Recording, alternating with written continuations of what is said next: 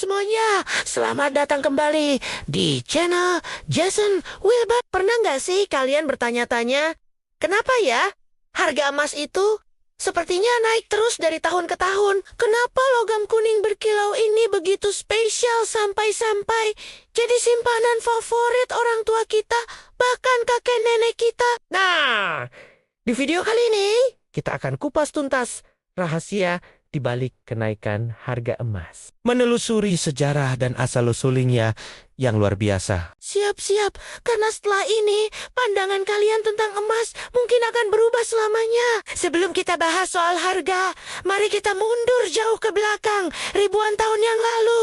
Emas itu bukan penemuan baru. Faktanya, emas sudah memikat manusia sejak zaman peradaban kuno, mulai dari Mesir kuno, Romawi, sampai kerajaan-kerajaan di Nusantara. Kenapa, Mas? Pertama, karena sifatnya yang unik. Emas itu tidak berkarat, tidak pudar, dan sangat mudah dibentuk. Warnanya yang kuning cerah juga sangat menarik dan berbeda dari logam lainnya. Sifat-sifat inilah yang membuatnya dianggap sebagai simbol keabadian, kekayaan, dan kekuasaan para dewa. Di Mesir kuno, emas dianggap sebagai daging para dewa, terutama dewa matahari lah. Makanya, makam para Firaun seperti Tutankhamun dipenuhi dengan artefak emas yang luar biasa megahnya. Mereka percaya emas akan menemani perjalanan mereka di alam baka. Begitu juga di peradaban lain. Emas digunakan sebagai perhiasan para raja dan ratu, hiasan kuil, dan yang paling penting, sebagai alat tukar.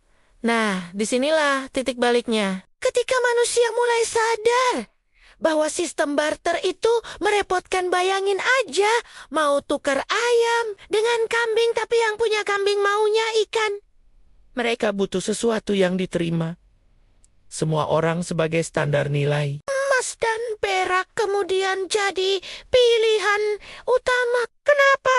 Karena langka, tahan lama, mudah dibagi menjadi unit yang lebih kecil, dan mudah dibawa kemana-mana. Dari sinilah lahir konsep uang koin pertama di dunia, yang banyak diantaranya terbuat dari emas. Sejak saat itu, peran emas sebagai fondasi sistem moneter dunia terus berlanjut selama berabad-abad. Hingga di zaman modern, banyak negara menerapkan apa yang disebut standar emas atau gold standard. Artinya, nilai mata uang sebuah negara dijamin dan bisa ditukarkan dengan sejumlah emas tertentu. Amerika Serikat, misalnya, pernah menetapkan bahwa sekian dolar bisa ditukar dengan 1 ons emas. Ini membuat nilai mata uang menjadi stabil karena jumlahnya terikat pada cadangan emas fisik yang dimiliki negara. Kalau mau cetak uang lebih banyak, ya harus punya emas lebih banyak dulu. Namun, sistem ini mulai ditinggalkan pada abad ke-20,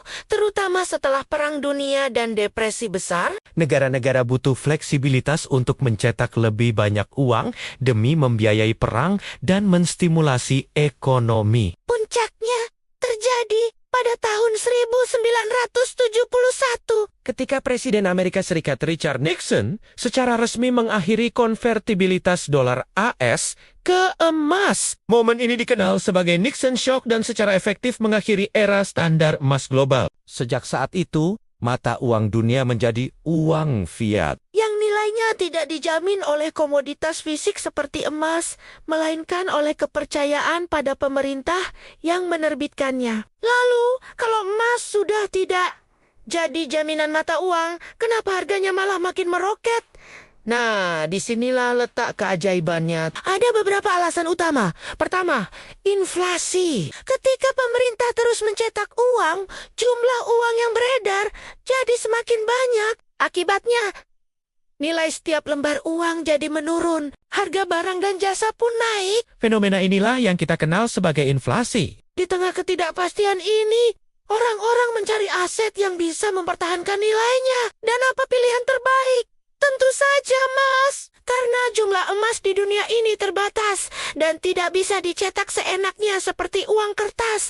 Nilainya cenderung stabil, bahkan meningkat saat nilai uang kertas turun. Inilah kenapa emas sering disebut sebagai safe haven atau aset lindung nilai. Alasan kedua adalah permintaan dan penawaran.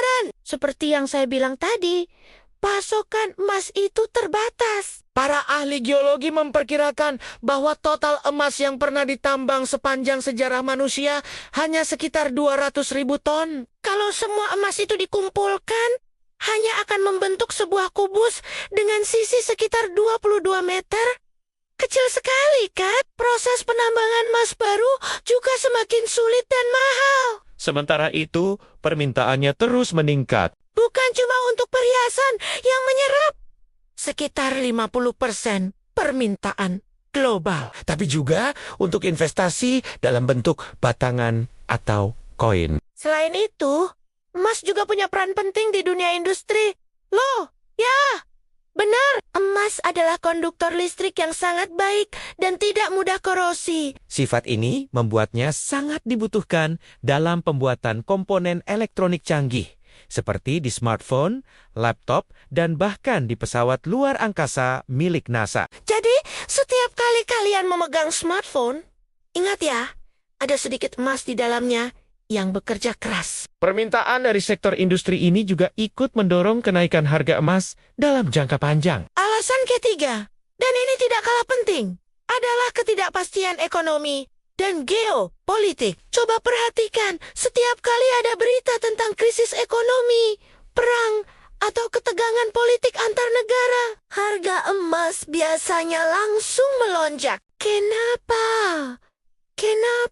Karena di saat-saat seperti itu, kepercayaan investor terhadap pasar saham, obligasi, dan mata uang cenderung menurun. Mereka berbandong-bandong memindahkan aset mereka ke tempat yang lebih aman, dan emas sekali lagi menjadi pilihan utama. Emas dianggap sebagai polis asuransi untuk portofolio investasi kita di saat dunia sedang tidak baik-baik saja. Jadi, kalau kita simpulkan, kenapa harga emas cenderung selalu naik? Pertama, karena sejarah panjangnya sebagai penyimpan nilai yang teruji oleh waktu. Kedua, jumlahnya yang terbatas sementara permintaannya terus bertambah, baik untuk perhiasan, investasi, maupun industri. Ketiga, perannya sebagai aset safe haven yang diburu saat terjadi inflasi atau krisis global. Kombinasi dari semua faktor inilah yang membuat grafik harga emas dalam jangka panjang selalu menunjukkan tren menanjak. Meskipun dalam jangka pendek bisa saja terjadi fluktuasi. Ini bukan berarti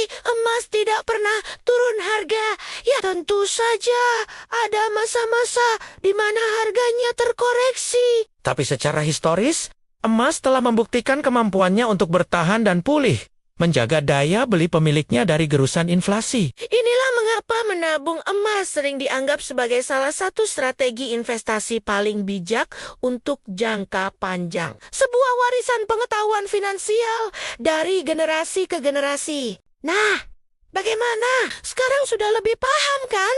Kenapa emas begitu berharga dan harganya cenderung naik terus? Ini bukan sekadar mitos, tapi ada alasan historis, ekonomi, dan fundamental yang sangat kuat di baliknya. Semoga video ini bisa memberikan wawasan baru dan membantu kalian dalam mengambil keputusan finansial. Terima kasih banyak sudah menonton sampai akhir. Jika kalian suka dengan konten seperti ini dan ingin tahu lebih banyak seputar investasi dan keuangan, jangan lupa untuk tekan tombol like, share video ini ke teman-teman kalian, dan yang paling penting subscribe channel Jason Wilbert agar tidak ketinggalan video-video menarik berikutnya. Kalau ada pertanyaan atau topik lain yang ingin dibahas, langsung saja tulis di kolom komentar di bawah ya. Sampai jumpa di video selanjutnya.